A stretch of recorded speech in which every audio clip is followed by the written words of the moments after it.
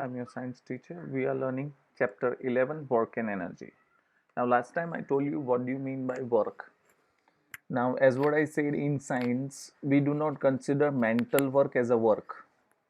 Mental work means reading, thinking, right? Seeing, looking, watching. All this cannot be work, right?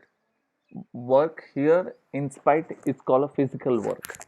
We are talking about a physical work is a work.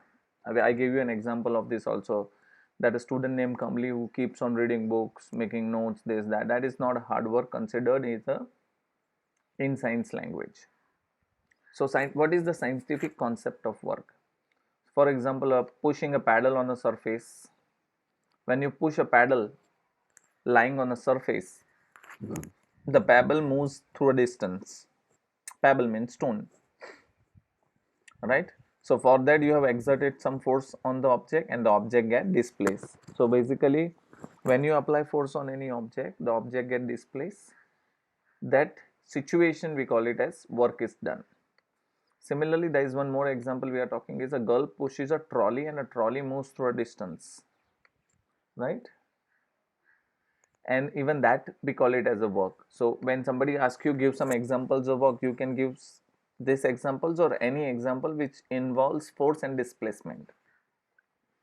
Now let us, if we lift a book through a height, we must apply force. Even in this situation also we can say the work is done.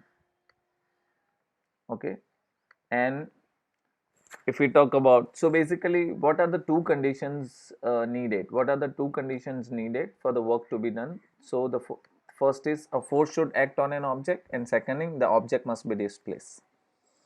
The force should act on an object and the object must be displaced. These two situation with these two situation we can say the work is said to be done, right? But there are situations where the work is not done. For example, if we talk about a bullock is pulling a cart and the cart moves, the force on the cart and the cart has moved. Do you think the work done in this situation? Think a little, huh?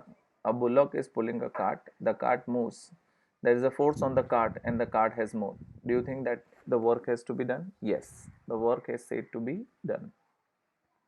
But what if when you apply a force and the work, the object will not displace?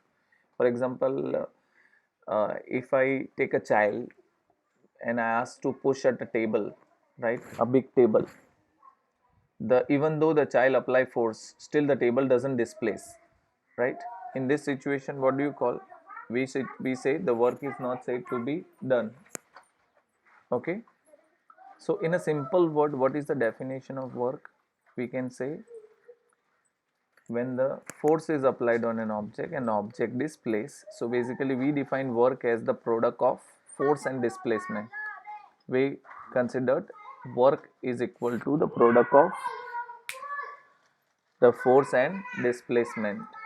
So work done we call it as W is equal to F into S, that is called work. Okay, W is equal to F into S we considered as work. So what is the formula of work? W is equal to F into S. Now the interesting thing here is, now what is the unit? Okay, see, we said work is equal to force into displacement, correct? Displacement. Okay, so what is the unit of work? Now you know force, the unit of force is Newton, and what is the unit of displacement? Meter.